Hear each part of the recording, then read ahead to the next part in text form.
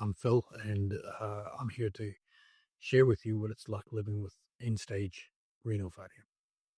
Uh, I've mentioned a few times in videos that there's kind of like a lot of what I call administration work, things that you need to do to make sure that you're ready to do what you need to do um, for your treatment and look after your body and that sort of thing. So uh, today I'm going to talk about um, how I manage all those tasks that need to be done.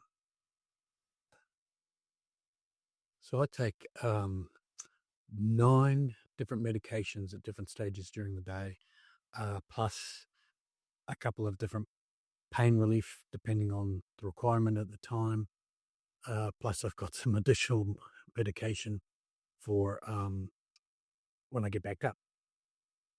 So there's a couple of things that I need to stay on top of in regards to those. And the first is making sure I've got them ready when I need to take them. So uh,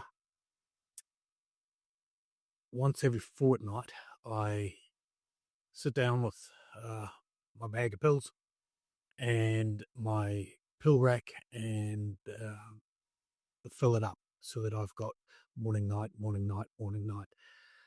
Now, a couple of people have suggested I try a blister pack, which you can get from the chemist with all your medications prepackaged. The problem with that for me is while my medications may stay the same from month to month, they can change. And those changes are communicated directly to me, not via the chemist unless I require any additional medication. So when that happens, if I had it in a blister pack, I would actually be doing the reverse of what I'm doing now. And every time I had either morning or night or whatever medication, I'd have to go through the blister pack and pull out the one I needed or add another one in. So I'm sticking with the current process at the moment. However, the other thing that I need to remember, well, doing that, by the way, I know what I need to do it because obviously the number of pills in the tray are running out. But when it comes to making sure I have all the medications I need in order to do that, in order to fill up the tray, I actually use my phone. So what you can see on the screen here is my day of tasks last Thursday, I think it was. You can see right at the top, there's a reminder to get a repeated Malaxol, which is the really strong stuff I use for when I'm backed up. I do that for all my meds. As soon as I get a new prescription, I work out what I need to get repeats, and then I sit down and put into my phone, repeat um, 1, 2, 3, 4 different types of meds, and then when the reminder goes off on that particular day, I then ring the chemist and ask for a repeat. And then by the time I'm ready to use it, I have what I need in my hand. You'll see on that calendar on the phone that there's a few tasks there. You can see not only the repeat at the top, but I've got 2 tasks, morning and evening, for medication.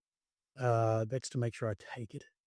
Normally I remember anyhow, but if I get out of routine, if I'm doing something different to what I normally do during the day, it's actually quite easy to forget to take my meds. So if I happen to look at my phone and see I've got an outstanding task, which is to take my meds, it reminds me, it just prompts me to have them.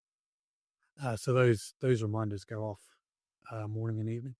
And then a bit later in the evening, you can see I've got a reminder to take a binder. Now, this is another medication, but I can't have it at a set time during the day. I have to have it just before I eat. Like we're talking, take the binder of any meal.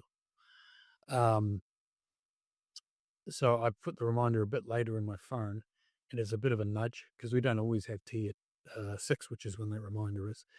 But when we do, it reminds me. And if not, it just sort of prompts so that I'm thinking about it when we do get around to having dinner.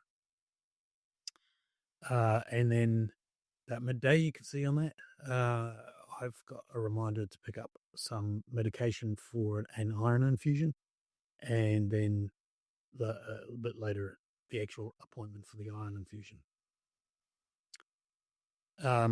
Now you notice that all of these reminders are health related. Nearly everything in my phone when it comes to appointments and reminders is health related. Um, I mean, I work in the morning on a Thursday, but I don't need to remind myself to do that. It's the stuff that it's easy to forget that I put in there.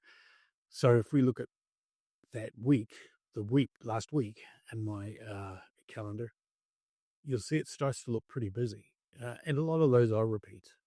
Um, there's the medications in there. I think there was also a reminder that um, Vantive was arriving to deliver my supplies.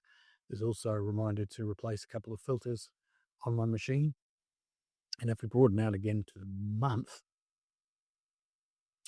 you'll see it actually looks very busy. Now, out of that entire month, there are 3 reminders on there that are not related to my health. So, not only do I have all these reminders, I get an email reminder about halfway through the month to do my stock take. And then I have a reminder every day on there. I forgot to mention every day I do dialysis, there's a reminder to do a saline rinse back halfway through. I kind of thought I'd be in the habit of doing it by now, but just a couple of weeks ago, even with the reminder on, I got so carried away with, I think I was editing a video or something. I got so carried away with that I actually forgot to do the saline rinse back till I was a little bit past the time I need to do it. And because that rinse back is actually intended to improve how well dialysis works for me, I really need to do it on time. So I've got that reminder. And then after dialysis every day, I start a countdown on my phone to tell me when I've had my dressings on long enough on my arm and I can take them off.